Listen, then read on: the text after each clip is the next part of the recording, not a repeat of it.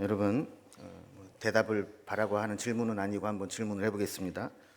여러분 좀 살만하십니까? 사는 게 재미가 있으십니까? 이렇게 대답하면 안 되는데 이렇게 물으면 아마 어떤 사람은 진지하게 그렇게 생각할지 모르겠습니다. 사는 게 재밌어서 사는 사람이 어디 있을까? 인생이 장난인가? 또 인생이 그렇게 재미 따질 정도로 한가한가? 이런 생각이 들 수도 있습니다.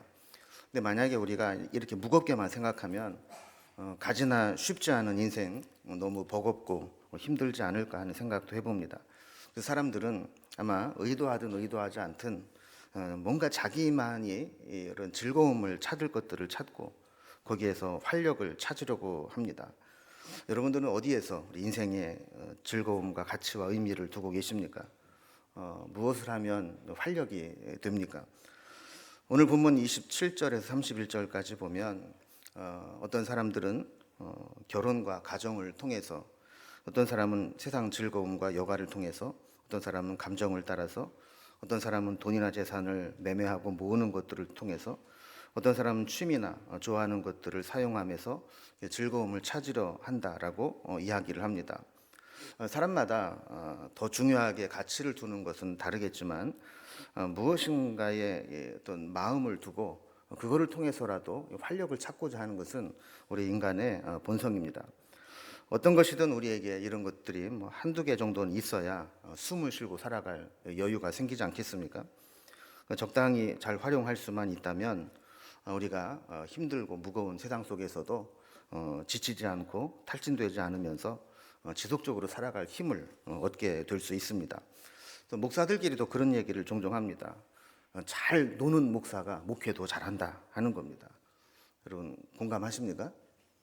이러면 어떤 분들은 아니지, 목사는 기도와 말씀에 힘쓰고 교회에 붙어 있으면서 목회에 전념해야지, 이런 생각이 들 수도 있을 겁니다.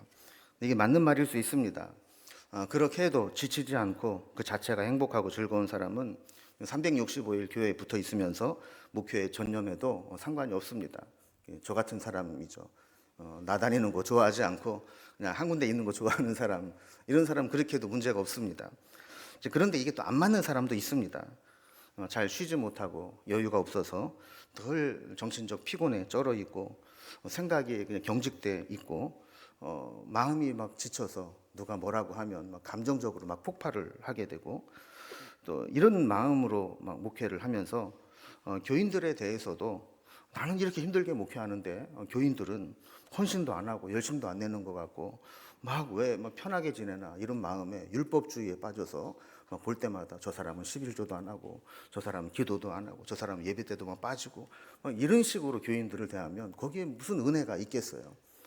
그래서 어떤 사람은 적당히 잘 노는 목사가 잘 놀고 오면 또 미안한 마음이 들어서 목회도 열심히 잘한다, 이런 이야기를 하기도 합니다.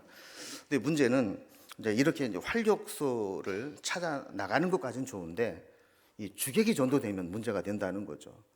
그러니까 본업을 잘하기 위해서 활력을 찾는 것은 좋은데 이게 활력을 찾는 게 주가 돼서 목표에는 관심이 없고 맨날 밖으로만 싸돌아다니고 바람이나 쐬러 다니고 그러면 이제 문제가 된다라는 거예요. 그리고 우리도 마찬가지입니다. 우리도 인생을 살아가면서 때로 활력을 찾을 필요가 있습니다. 그런데 그것이 주가 되어서 내 기본적인 생활을 균형을 깨트리면서까지 하면 안 된다는 거죠. 그래서 오늘 본문도 그런 문제를 다루고 있습니다. 그래서 고린도전서는 16장 8절에서 언급하듯이 바울이 에베소에 머물러 있을 때 고린도 교회에 보낸 편지입니다. 고린도전서는 1장 11절에서 말씀한 것처럼 글로의 집안의 사람이 바울을 찾아와서 좀 고린도 교회 형편이 이렇습니다, 이런 문제가 있습니다 라고 이야기한 것에 대해서 편지를 써보낸 거죠. 뿐만 아니라 오늘 본문에 나오는 것처럼 고린도 교회 교인들이 바울에게 질문한 여러 가지 내용들이 있습니다. 편지로 보낸 것들이, 거기에 대해서 답변을 써서 보낸 것도 있습니다. 7장 1절을 보면 너희가 쓴 문제에 대하여 말하면, 이런 구절이 나오는데 이런 것들은 고린도 교회 교인들이 편지로 이런 건 어떻게 해야 됩니까?라고 이제 보낸 것에 대해서 이제 답장을 써서 이제 설명을 한 것들이죠. 근데 그 중에서 이제 7장은 결혼에 대해서 여러 상황에 대해서 이런 상황에서는 결혼해야 됩니까? 말아야 됩니까? 이런 부분을 질문을 한 것 같아요. 그럼 바울은 결혼에 대해서 어떤 결혼관을 가지고 있을까요? 뭐 7장이 길지만 정리를 해보면 이제 이런 겁니다. 결혼을 할 수 있고 할 만하면 하라는 거예요. 특히 정욕을 이기지 못하고 절제가 안 되는 사람은 결혼을 통해서 합법적으로 정욕을 해결하고 그리고 안정감을 가지라는 거죠. 그래서 이미 결혼한 사람은 결혼 생활을 잘 유지하면서 가정을 통해서 주시는 은혜와 안정감 가운데 거하라라고 말씀을 하는 겁니다. 그러나 동시에 또 아직 결혼하지 않은 사람들에게는 결혼함으로 인해 생기게 되는 불편함도 생각하라고 이야기합니다. 결혼과 동시에 서로에 대한 의무가 생기게 되고 서로에 대해서 매이게 되기 때문에 안 하고 살 수 있으면 안 하고 사는 것도 괜찮다는 겁니다. 특히 당시에는 이 여자가 이 결혼을 하게 되면 이 거의 팔려가다시피 하는 그런 문화였거든요. 지금도 그쪽 중동 지역이나 그쪽은 지참금이 없으면 결혼을 못 합니다. 남자들은 수천만 원에 해당되는 그런 지참금을 신부집에 주고 아내로 데려오게 되는데 그러면서 그 여인들은 뭐 인권이나 이런 것이 없어지고 그 시댁에 매이고 종처럼 이제 살아가게 되는 거죠. 자, 그런 상황에 있다면 뭐 굳이 결혼을 할 필요가 있겠느냐? 안 할 수 있으면 안 하는 것도 괜찮다. 뭐 이런 얘기를 하는 거예요. 사실 이런 얘기는 그 당시의 입장에서 엄청 파격적인 얘기였죠. 그냥 결혼하는 게 일상적인 문화 속에서 바울이 이런 얘기를 했습니다. 그래서 바울은 38절에 보면 결혼하는 자도 잘하거니와 결혼하지 아니하는 자는 더 잘하는 것이니라 이렇게 이야기를 합니다. 근데 이제 전체적으로 보면 바울은 지금 결혼을 해야 된다, 하지 말아라 이런 이야기를 하는 게 아닙니다. 그래서 이 고린도서 7장을 가지고 현대의 어떤 결혼관에 대한 원칙으로 삼으면 사실은 좀 문제가 생길 수 있습니다. 일반적이지 않고 특별한 배경을 가지고 한 말씀이기 때문에 그런 거죠. 지금 상황과 바울 당시의 상황이 다르고 또 오늘 특별히 본문을 보면 특수한 상황 속에서 이 결혼관에 대한 이야기를 한 것이기 때문에 그것을 이해하지 못하게 되면 이 오늘 본문을 우리가 오해할 수 있다는 거예요. 자, 그래서 오늘 이제 그 바울이 그런 이야기를 하게 되는데 그런 편지에 대해 답변하는 그런 바울의 태도나 바울이 그렇게 대답하게 된 이 배경을 한번 살펴보려고 합니다. 자, 먼저 바울이 이 교훈하는 자세를 한번 보면 첫 번째로 바울은 고린도 교회에 대한 애정을 가지고 교훈하고 있다라는 것을 보게 됩니다. 그리고 요즘 이제 젊은 사람들은요, 아무리 윗사람이 좋은 얘기를 해도 그들이 생각할 때 저건 아무리 어른이라도 좀 우리 무시하고 무례하는 거 아니야? 기분 나쁜데? 이런 느낌 받으면 받아들이려고 하질 않습니다. 그래서 내용보다는 태도가 중요하다 이런 얘기를 많이 하지 않습니까? 근데 바울은 지금 그런 결혼에 대한 민감한 부분에 대해서 교훈을 하면서 행여라도 그들이 그런 마음의 상처를 받지 않도록 하기 위해서 애정 어린 교훈을 하면서 존중하는 태도로 이야기하는 것을 보게 됩니다.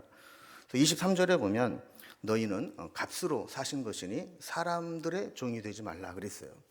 그 당시에는 이 교인들 가운데도 종으로 노예로 생활하는 사람들이 있었는데 그들에게 너희들이 비록 세상에서는 종이지만 주님께서 너희들은 사신 자들이다.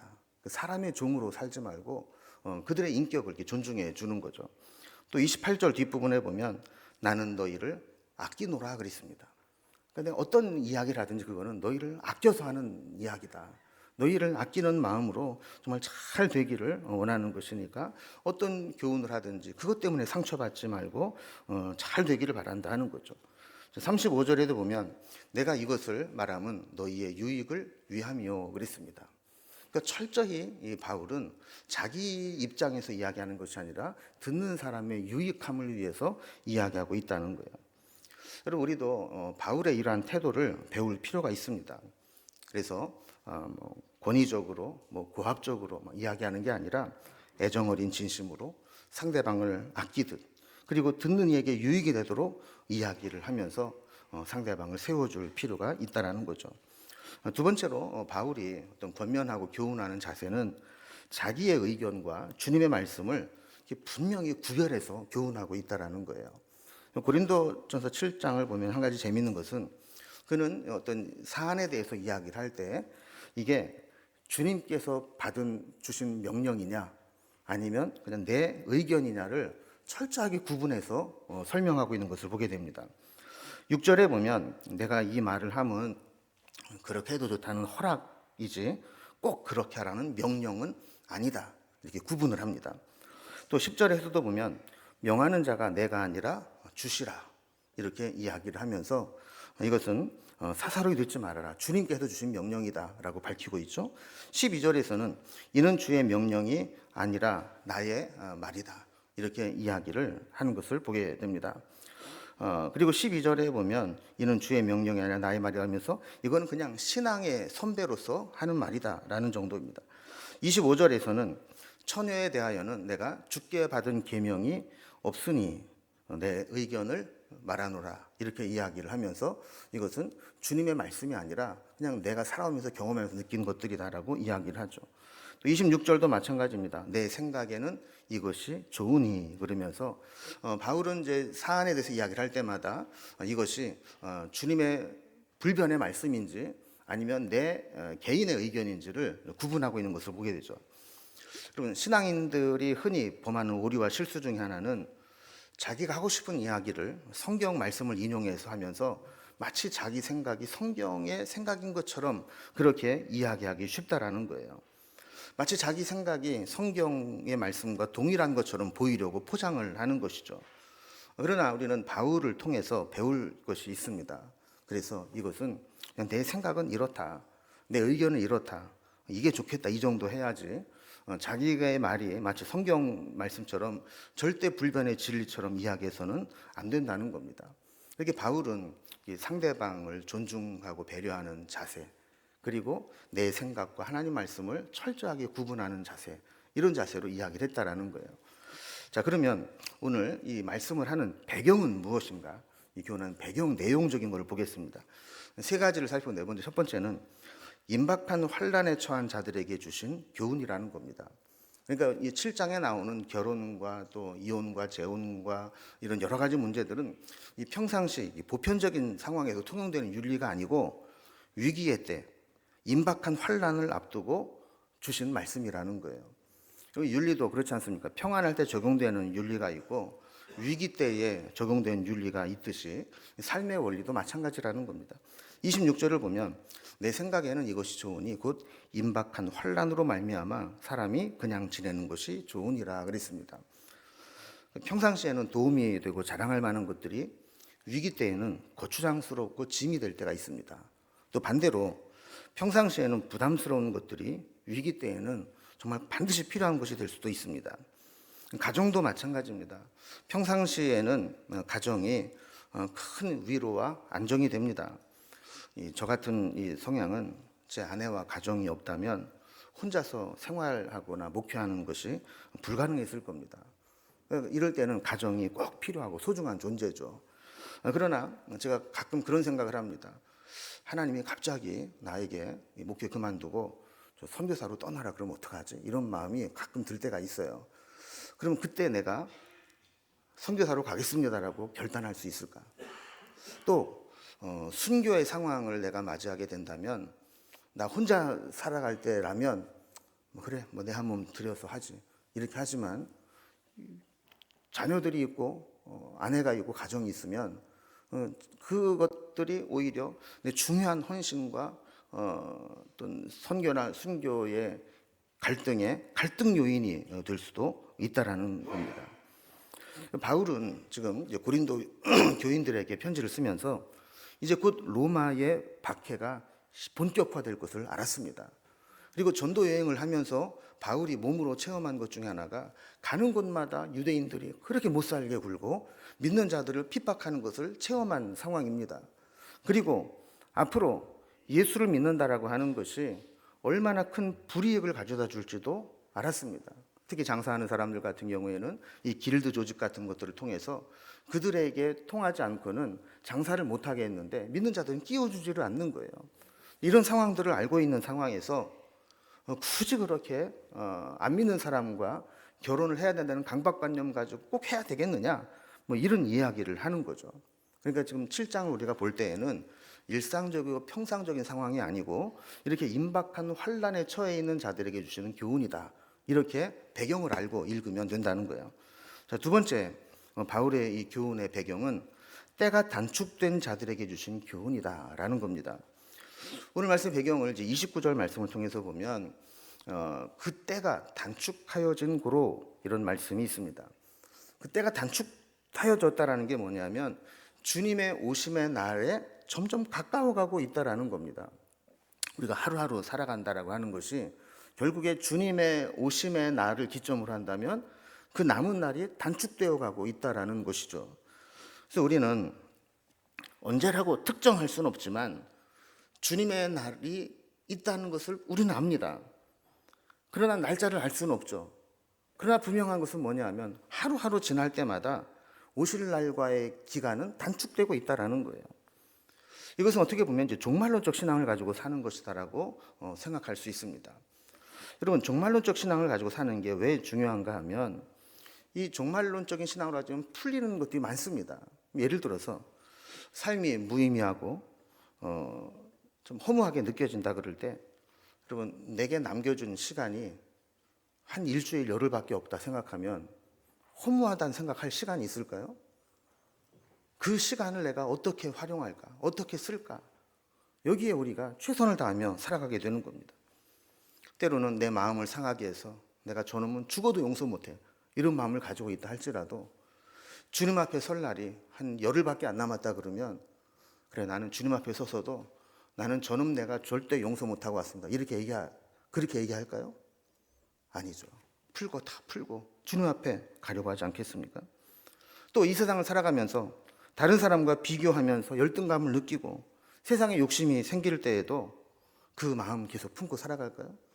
열흘 후에 주님 만난다면 그까짓 거, 이 세상에서 조금 더 많이 가지면 뭐 할 거고, 높으면 뭐 할 거고, 잘난 척하면 뭐 할 겁니까? 주님 앞에 내가 어떤 모습 설 거냐가 중요한 거 아니겠어요? 그러니까 우리가 살아가는 삶의 자세는 이렇게 때가 단축된 자들이다, 주님 앞에 설 때가 하루하루 가까워오고 있다라는 마음으로 살아가라는 겁니다. 세 번째로 바울이 이 교훈한 배경은 이 세상의 외형은 다 지나가 버린다는 교훈을 배경으로 하고 있습니다. 여러분, 우리가 현실에 집착하고 물질적인 것에 집착하는 이유는 그런 것들이 영원히, 아니면 적어도 우리가 이 세상을 살아가는 동안에는 지속적으로 우리에게 유익할 것이라고 생각하기 때문입니다. 근데 여기에 대해서 31절에 바울은 뭐라고 말씀하느냐? 이 세상의 외형은 지나감이니라 그랬습니다. 이 세상의 모든 게 지나간다는 게 무슨 얘기예요? 이 세상은 다 흘러가는 것이고 지나가 버리고 나면 형체도 남지 않고 사라진다라는 겁니다. 여러분, 아무리 인기를 누리고 영광 가운데 있는 사람도 몇 년 지나고 나면 사람들의 기억 속에서 잊혀지고 맙니다. 그래서 우리는 내 손에 쥐고 있는 것 이따가 사라져도 전혀 이상한 게 아닙니다. 그냥 흘러가는 겁니다. 또 내가 그렇게 사랑하는 사람이 먼저 떠나가도 안 죽을 사람이 죽는 것처럼 여겨서도 안 된다는 겁니다. 우리는 이 세상에 미련을 두고 집착해서는 안 되고 어차피 다 흘러 지나가는 거, 거기에 매여 살아서는 안 된다는 것이죠. 이렇게 오늘 본문은 임박한 환란을 앞두고 있는 자들에게, 그리고 주님의 때가 날마다 단축되어서 종말이 가까우고 있는 상황 속에서, 그리고 세상에 있는 모든 것들은 다 흘러가 버린다는 상황 속에서 이러한 배경으로 말씀을 해석해야 오늘 본문을 잘 이해할 수 있다라는 거예요. 그래서 우리가 중요하게 여기는 것들에 대해서 우리가 집착하기 쉬운 그런 상황을 가지고 있지만, 우리가 그때가 단축하여졌음을 아는 자들은 다르게 살아야 된다라는 겁니다. 다시 말하면 바울이 지금 5가지 상황을 제시하고 있는데, 그것은 한마디로 말하면 주님의 날이 가까운 자들은 가지고 있지만 없는 것처럼 여기고 살라는 거예요.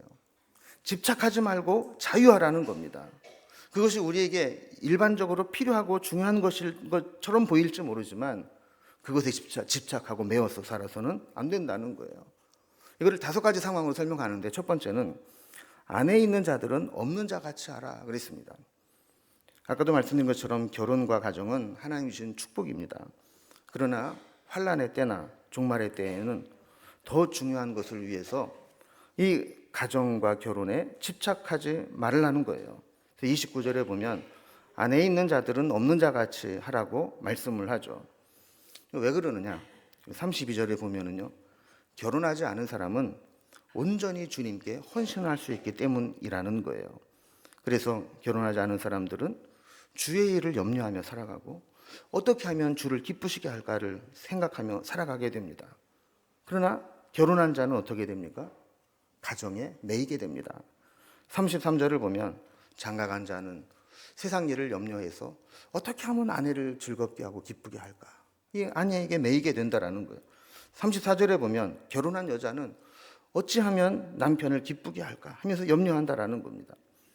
여기에 이제 재밌는 단어가 하나 나오는데 34절 앞부분에 보면 마음이 갈라지며 그랬어요. 그러니까 위기 상황 가운데 결혼을 한 사람은 이것도 해야 되고 저것도 신경이 쓰이는 겁니다. 한 가지 중요한 일에 집중을 못 한다는 거예요. 연애할 때나 신혼 때야 뭐 워낙 제정신이 아니니까 어쩔 수 없지만 좀 살다가 정신을 차리고 나면 혼자 있는 것처럼 결혼했어도 안 한 것처럼 때로는 배우자나 가정에 매이지 않고 하나님께 집중하는 시간이 필요하다라는 겁니다. 그래서 우리도 때로는 가정이나 어떤 틀에서 벗어나서 하나님과 혼자 단독으로 서는 시간이 필요하다는 것이죠. 두 번째로 예로 제시한 것은 우는 자들은 울지 않는 자 같이 하라 그랬어요. 30절에 주신 말씀이죠. 우는 자들은 울지 않는 자 같이 하라. 운다라고 하는 것은 슬픈 감정을 느낄 만한 상황을 만난 거 아니겠습니까? 슬픈 상황에서 슬퍼하고 눈물을 흘리는 것은 하나님의 은혜의 선물입니다. 카타르시스를 통해서 감정이 정화되면서 슬픔을 이겨낼 힘을 얻게 되는 것이죠.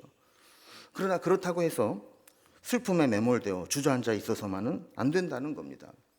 우리에게는 우리 눈에서 눈물을 닦아주시는 주님이 계시기 때문이고 이 세상이 전부가 아니라 주님 앞에 서게 될 때 주님의 위로를 얻고 천국을 소망하며 살아가는 사람이기 때문에 그렇다라는 거예요. 그래서 슬픔이 있어도 그 슬픔에 매몰되지 말라는 거죠.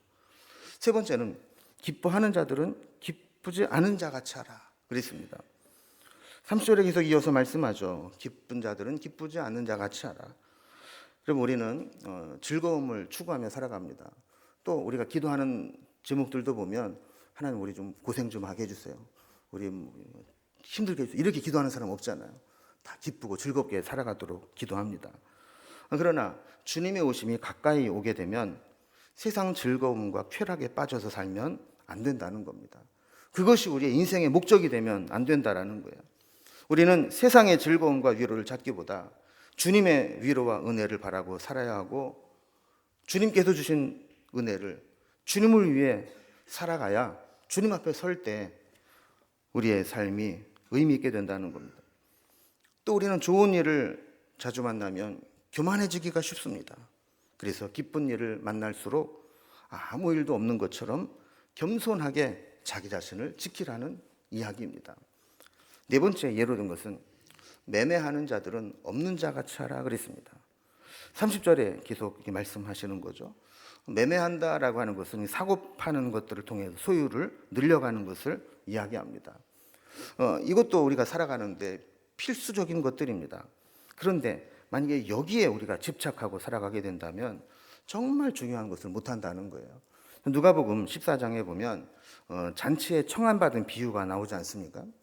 청함받은 사람들이 처음에는 다 가겠다고 얘기를 해요. 근데 정작 잔칫날이 되니까 이런저런 핑계를 대고 못 가겠다고 합니다.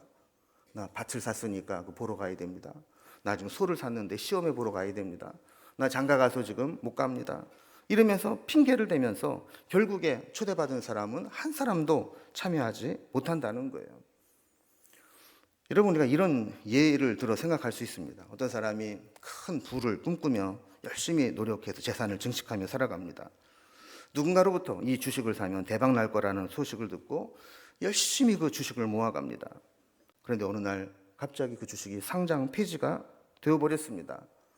그런데 오후에 그 발표가 나는 날까지도 나는 그 사실을 몰라서 오전까지 있는 거 없는 거 다 털어서 그 주식을 샀습니다. 여러분, 그렇게 됐다면 상장 폐지가 되어서 현금으로 바꾸지도 못하고 주가가 폭락하게 된, 그런데도 그것도 모르고 열심히 모은 사람도 얼마나 미련한 사람이 되고 마는 겁니까?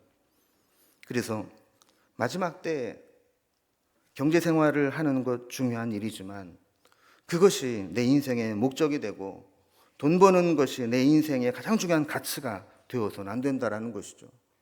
그렇게 열심히 모았는데 주님이 그거 상장 폐지됐어, 이렇게 말씀하시면 얼마나 허무하겠느냐 하는 거예요.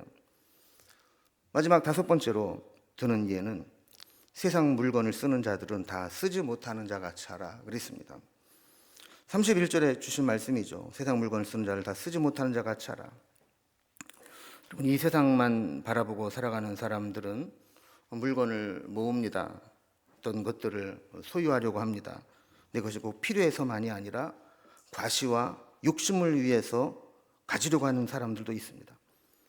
어제 조선일보 기사를 보니까 과시욕이 만든 과소비 사회라는 기사가 났는데, 지금 강남에 한 끼에 수십만 원 하는 해산물 뷔페 레스토랑이 있는데 몇 달 전에 예약을 해도 예약이 안 된다는, 그 정도로 가득 차 있다는 거예요. 또 3억 원을 넘는 벤틀리라는 차가 있답니다. 근데 그게 일본보다도 판매량이 우리나라가 훨씬 더 많답니다. 그건 이렇게 어떤 과시하고자 하는 과소비의 욕구에 사로잡힌 자들이 많다라는 거죠. 올해 소비 지출이 작년보다 늘어난 이유를 조사를 했는데, 여러분, 가장 제일 위에 소비가 늘어난 이유가 뭐라고 나와 있습니까? 자기 과시를 위해서 명품 수요가 증가하고 생활 환경이 변화되었기 때문이다 하는 거예요. 그러니까 우리나라 사람, 많은 사람들이 필요해서가 아니라 과시하고 싶어서, 우리는 뭐 만져보고 죽고 싶어도 없어서 못 만져보지만 세상에 또 그게 또 인생의 중요한 가치로 생각하는 사람도 있는 모양입니다. 그래서 종말론적 신앙을 가지고 사는 사람들은 있어도 다 쓰지 못할 것처럼 알고 절제하며 살라는 것입니다. 여러분, 경제적으로 가장 잘 사용한 사람은 어떤 사람이겠습니까? 그것은 그가 가지고 있는 것, 죽기 전에 하고 싶은 거 다 해보고 다 쓰고 죽는 것 아니겠습니까? 그때만 알 수 있다면 더 잘하는 거는 대출까지 받아서 쓰고 싶은데 쓰고 의미 있게 잘하고 주님 앞에 가면 안 갚아도 되고 얼마나 좋아요. 누군가 한 것처럼 아무리 상다리가 휘어지게 차려 있어도 내가 젓가락으로 집어 먹은 것만 내 거고, 아무리 은행에 돈이 많아도 내가 쓴 것만 내 돈입니다. 다 쓰지 않고 남겨두고 가면 남존일만 시키는 거예요. 그러니까 우리는 늘 이 종말 의식을 가지고 살아가라는 겁니다. 개인의 종말 의식을 잊지 않는 방법은 매일매일 스스로에게 시한부 인생이라고 여기며 살아보는 겁니다. 우리는 하나님이 얼마나 우리 인생을 남겨둘지 모르지만 스스로 생각해 보는 거죠. 하나님이 나에게 한 달밖에는 안 남겨주신 것 같아. 그리고 한 달 한 달을 살아가는 거예요. 그래서 이 한 달이 마지막 내 인생이다라고 생각하면서 한 달 한 달을 의미 있게 살아가게 된다면 우리는 주님 앞에 설 때 훨씬 더 자랑스럽게 설 수 있을 겁니다. 신앙이라고 하는 것은 이렇게 내가 가지고 있지만 없는 자처럼 살아가는 것입니다. 세상에 살아가고 있지만 세상에 빠지지 않는 것입니다. 세상을 이용하지만 그것에 매이지 않는 것입니다. 우리는 이제 새해를 시작한 지 얼마 안 되지만 연말을 생각하면서 한번 살아가 봅시다. 또 우리에게 살아갈 날이 많이 남아 있지만 주님 앞에 설 날을 생각하면서 살아가십시다. 하루하루 지나가는 것이 그날이 매일매일 단축되고 가고 있다는 사실을 인식하면서 주님 앞에 설 때 어떻게 살아가야 될지 종말론적 신앙으로 우리의 삶을 돌아볼 수 있기를 주님의 이름으로 기원합니다.